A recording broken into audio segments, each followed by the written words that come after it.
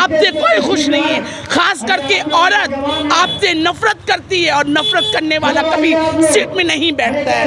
एक बात आपको बता दूं, बेटी बचाओ बेटी पढ़ाओ नहीं, बेटी को लूटो भाजपा सरकार ये कहते हैं। मणिपुर का वाकया जो हो गया है, जब तक वो शांति नहीं होगा और औरत सुरक्षा नहीं रहेगी तब तक हम लोगों की आज़ादी हराम है।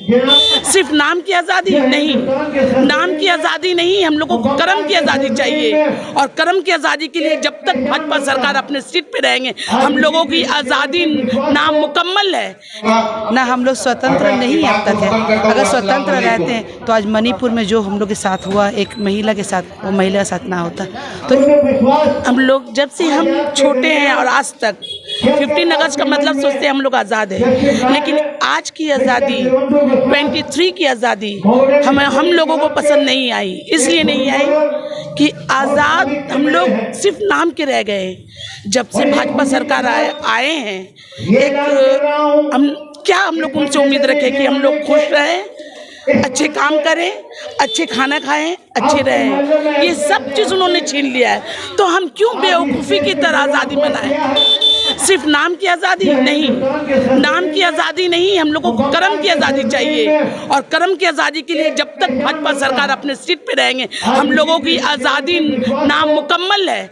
इसे मुकम्मल करने के लिए 24 में उसको हटाना बहुत ज़रूरी है, क्योंकि भाजपा सरकार आरएसएस का दलाल है और ये दलाल रहकर कभी हम लोग आज़ादी नहीं मना सकते। आज वो खुशी हम लोगों को नसीब नहीं है। मणिपुर का वाकया जो हो गया है, जब तक वो शांति नहीं होगा और औरत सुरक्षा नहीं रहेगी तब तक हम लोगों की आज़ादी हराम है। एक फॉर्मेलिटी से हम लोग तिरंगा लहराए हैं और ये तिरंगा तब खुश नसीबी चमकेगा जब भाजपा सरकार को हम लोग उसकी सीट से उतार के फेंकेंगे। और एक बात आपको बता दूं, बेटी बचाओ बेटी पढ़ाओ नहीं, बेटी को लूटो भाजपा सरकार ये कहते हैं। बेटी को पढ़ाओ मत, बेटी को सिर्फ लूटो। और भाजपा सरकार आपको इस जगह से, इस रास्ते से मैं मैसेज देती हूँ कि आपसे कोई खुश नहीं है। खास करके औरत आपसे नफरत करती है और नफरत करने वाला कभी सीट में नहीं बैठता है। देखिए, हम दूसरा से बोलने से पहले हम खुद को कहेंगे हम लोग बेवकूफ़ हैं। हम लोग सबसे बड़े बेवकूफ़ हैं। क्यों जानते हैं? कहीं रेप होता है ना तो हम लोग आर्टिफिशियल एक कैंडल लेकर कैंडल जला लेते हैं। तो हम हर एनजीओ से ये कहते हैं कि कैंडल जो है ना प्लास्टिक का ले लो, क्योंकि ये बंद नहीं होगा, ये जलता रहेगा जलता रहेगा जलता रहेगा। इसे बंद करने के लिए भाजपा सरकार की दो आंखें को बंद करना होगा, तभी ये कैंडल जलाना बंद होगा।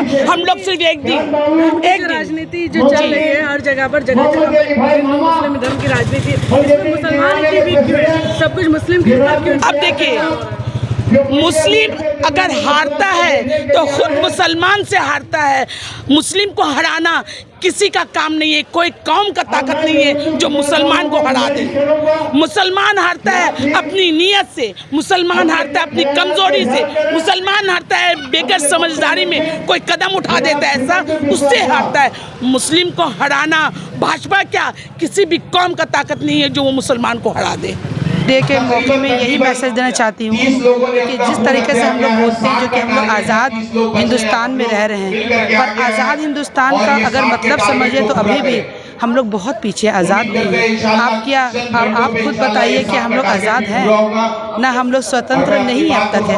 अगर स्वतंत्र रहते हैं तो आज मणिपुर में जो हम लोग के साथ हुआ एक महिला के साथ, वो महिला के साथ ना होता।